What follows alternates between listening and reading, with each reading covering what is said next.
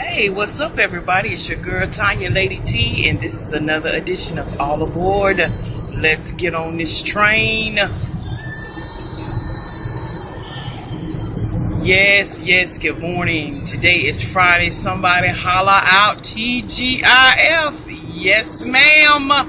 Yes, sir. We have made it through another work week, and we're right back at the weekend. Thank you, Lord. Listen, I wanted to come on real quick this morning and talk about selling yourself. Okay, now here it is. We're in the year of 2013. The job market is getting better, but it is not where it should be from an economical, social standpoint. And here it is. You have many people who carry PhDs, master's degrees, bachelor's degrees, and associate's degrees. And they're finding it hard to have gainful employment in their area of study.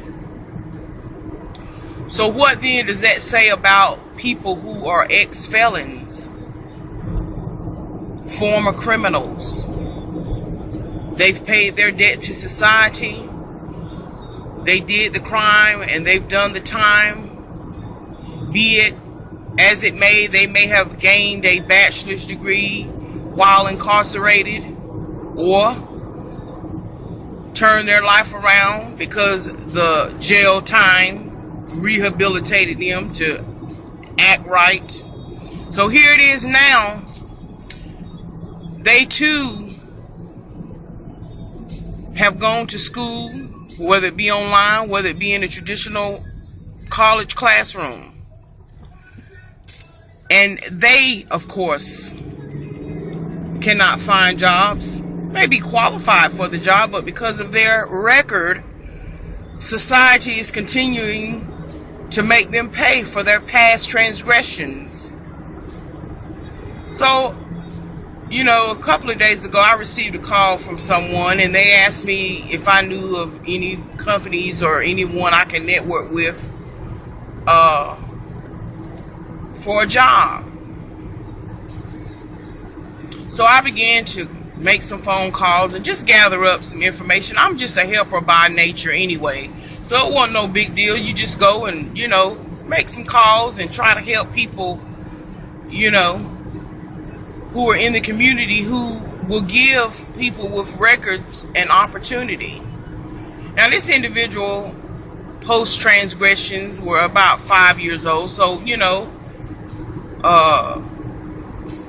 it shows his character, his integrity. He's trying to change his life. He has changed his life and has been on the straight and narrow. He's had to do a hustle here, hustle there. And what I mean by that, I mean, you know, buy you a lawnmower, knock on doors. Hey, do you mind if I cut your grass?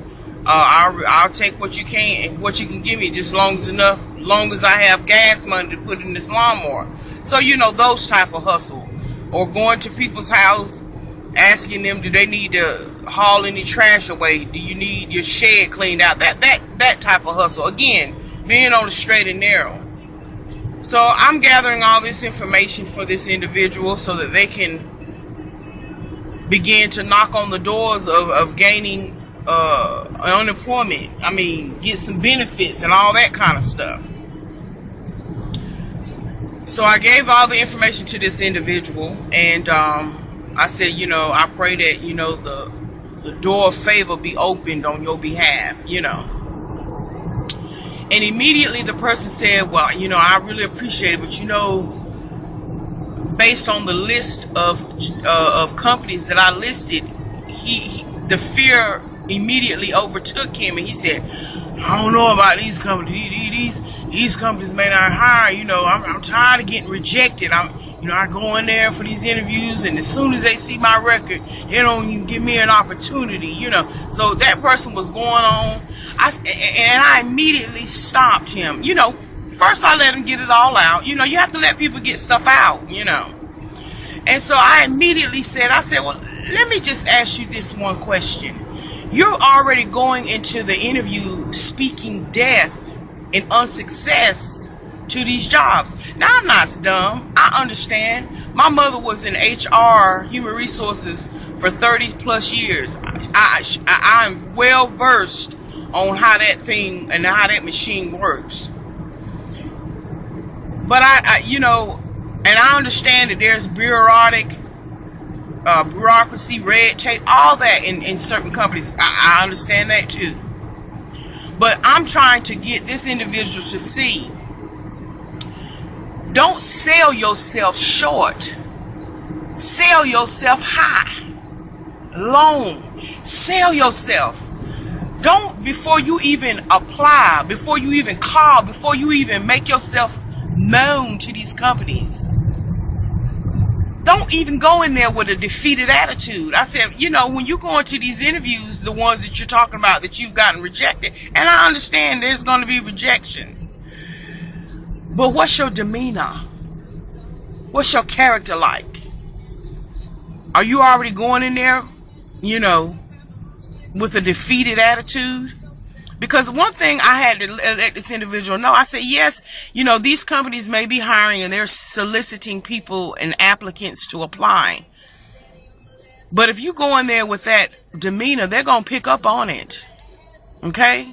And another thing you need to recognize too is that these employers really don't owe you anything. Yes, they're seeking applicants, but don't go in there like they owe you something.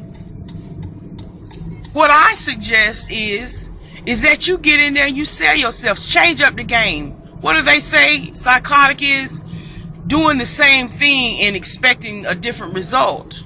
You got to go in there and change the game and do a different result. Go in there and sell yourself. Instead of going in there with your shoulders dropped low, go in there and say, you know what? I'm going to go in here and make them think, or let them know if they don't hire me, their company won't survive another week. You have to be that forthright with yourself when you're trying to sell yourself for employment. And so I was telling this individual, change up the game. Be a surprise to the person that's interviewing. Don't let them raise their eyebrows on you when they see that you're a record. Guess what? Most interviews, they'll pretty much ask you a little bit about yourself. They'll tell you, of course, about the job. The very fact that you got even solicited or called in for an interview says something that they want to pose themselves as an equal opportunity employer. But my position to this individual was, when you go in there, you sell yourself and you let them know right from the jump, yes, I have a record. I did some foolish things when I was younger, but I want you to give me an opportunity. Most companies have a 30, 60, 90-day probationary period. And you should just say, listen, give me an opportunity. Let me prove to you that I can do this job. Let me prove. You got 30 days. You have a probationary period. Just give me an opportunity. And here's another reason why I'm doing this video, because there might be some people who are actual employers and who sit in the seat of interviewing people to pick a potential applicant for a particular job or position.